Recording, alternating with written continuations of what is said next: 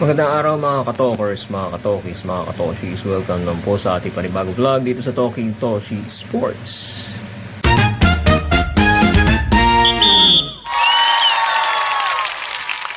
Alright, magandang araw sa inyong lahat, mga katokers, mga katoshis. Narito na naman tayo para talakayin itong trade. Okay? But hindi naman controversial, pero malaki ang impact, no, sa iilang teams na involved dito sa trade na ito, lalo na dito sa Converge, dahil na approve na, no, ang trade sa pagitan ni Titan Ultra at saka ng Converge Fiber Xers, na kung saan itong si Dave Ildefonso, no, yung rights ng Titan Ultra na dating Northport na nag-drop sa kanya, mapupunta na sa Converge, no? Kapalit nitong si Dave Ildefonso itong si Kobe Monhe at saka 2 draft picks sa susunod na mga season ng PBA, 51st tsaka 52nd season. Medyo matagal-tagal pa, no? Okay? So, anong implications nitong trade na to, mga kababayan? Una-una, fair ito dahil kamakailan, okay? At ito na ang latest actually, ano? Although nakuha na ni Converge yung rights or yung na-acquire na niya sa trade si Dave Ildefonso, ay napagdesisyonan nitong si Dave ay hindi muna siya maglalaro para dito sa Converge, ano? So, patas lang, quits lang ang nangyari. Okay? Matagal maghihintay bago makakuha ng kapalit itong Titan Ultra dahil matagal pa yung 51st tsaka 52nd season, mga 1 to 2 years pa. Okay? Bago nila makumpleto yung tatlong kapalit ni Dave Ildefonso. Okay? Ito namang Converge, nagdesisyon na si Dave Ildefonso na maglalaro muna, no? Maglalaro muna sa Abra Weavers sa MPBL.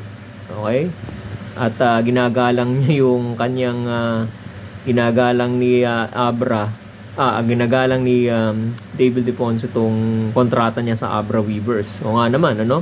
Baka kasi nakakompromiso na siya doon at nakapirma na siya ng kontrata,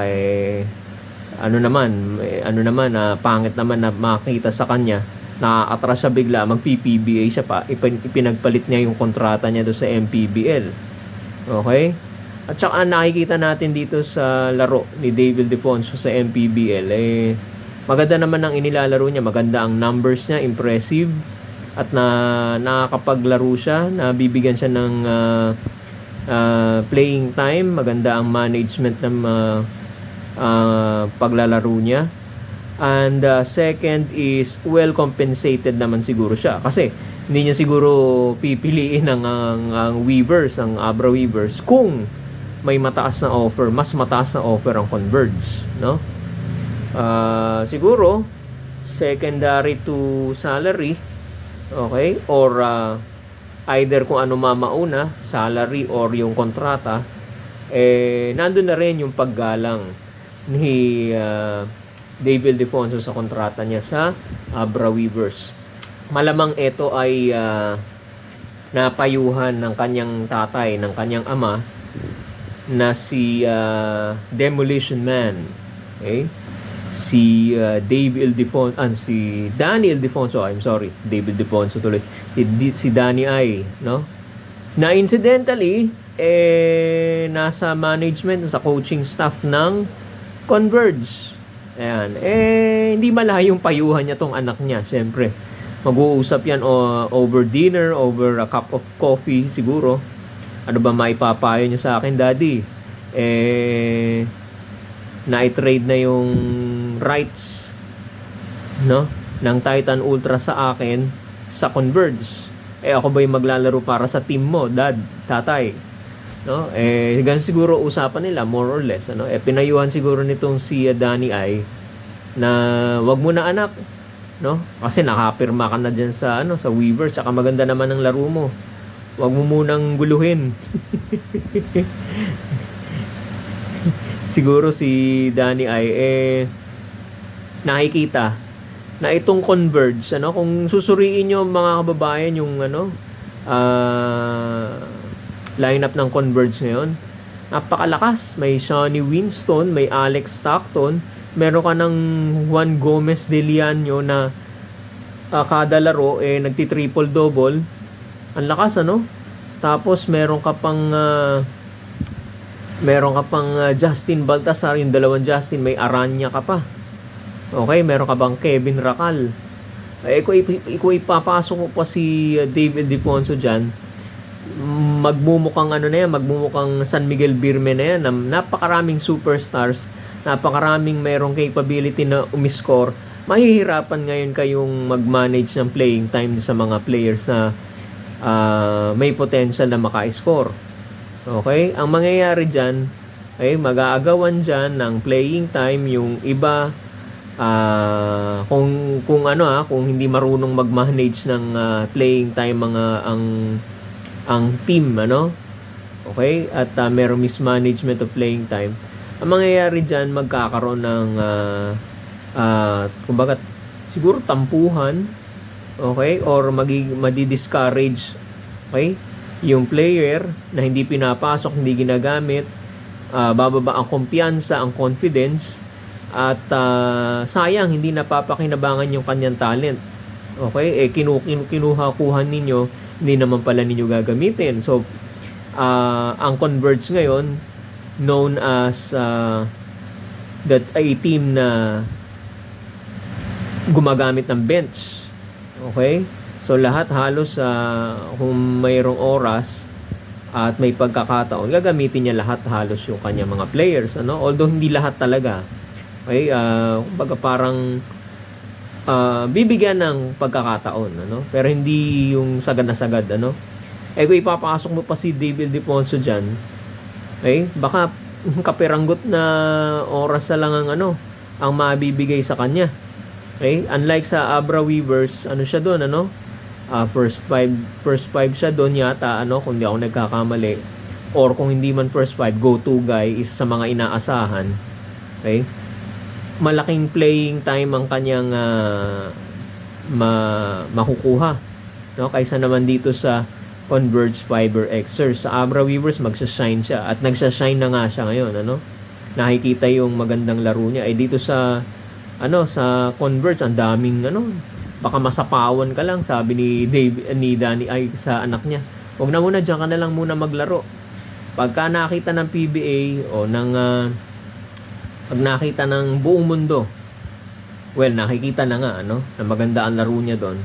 At hinog ka na para sa PBA yan. Pwede ka nang makipagbanggaan, pwede mo nang ibangga yung mga muscle mo rito dito sa PBA, ano? Okay, at siguro after a year, or 1.5 years, papasok yung season 51. Baka naman papasok na rin itong mga rookies na, ayan, si QMB, sino ba to? Si Mike Phillips, no? Yung mga malalaki, no? At magiging competitive na ang mga rookies pagdating ng 51st or 52nd season ng PBA, no? So, timing lang din, sabi ni Danny ay siguro sa kanyang anak, ano? Okay, wag na muna natin guluhin dahil maganda naman ang sitwasyon ng ang kalagayan ni ni Dave Ildefonso dyan sa Abra Weavers sa MPBL. Alright? So, ayan, mga kababayan, ang masasabi na ang take natin dyan sa trade na yan. Although, consummated na yung trade, okay? Pero, maghihintay pa. Actually, both teams, no? Para mapakinabangan nila yung trade na yan, Okay? Siguro mga 1 to 2 years nga, or 1.5 years pa bago na mapakinabangan ng both teams ang approved trade na yan, mga kabayan. Okay, by the way, maisingit ko lang, approved na yung live streaming, live streaming ng PBA. Mapapanood na ninyo sa internet. Ba, sa wakas nagising din, ano? Nagising din sa katotohanan dahil marami na nga ang kompetisyon eh. Okay? Nandyan ang UAAP, nandyan ang NCAA, nandyan ang NBA, nakakabukas lang ng bagong season. Kung hindi ka magbubukas sa internet, wala, talo ka sa audience, ano? So, salamat naman at naaprobahan na ni Commissioner Willie Marcial na meron ng live streaming, no? Alright? Sa internet itong mga PBA games nila. Alright? So, salamat sa mga bagong pasok, sa patuloy po ninyong, o sa mga nanonood din sa atin, na loyal na mga subscribers natin. Salamat sa patuloy niyong pagsuporta. At sa mga bagong pasok na nanonood ngayon, huwag niyo po kalimutang i-hit ang subscribe button para sa mga updates dito sa ating YouTube channel na Talking Toshi Sports. I-like and follow na rin po ninyo ang ating Facebook page, Talking Toshi Sports, mga kababayan. Hanggang dito na lamang po, mga kababayan, at maraming salamat po sa inyo at magandang araw sa inyo lahat.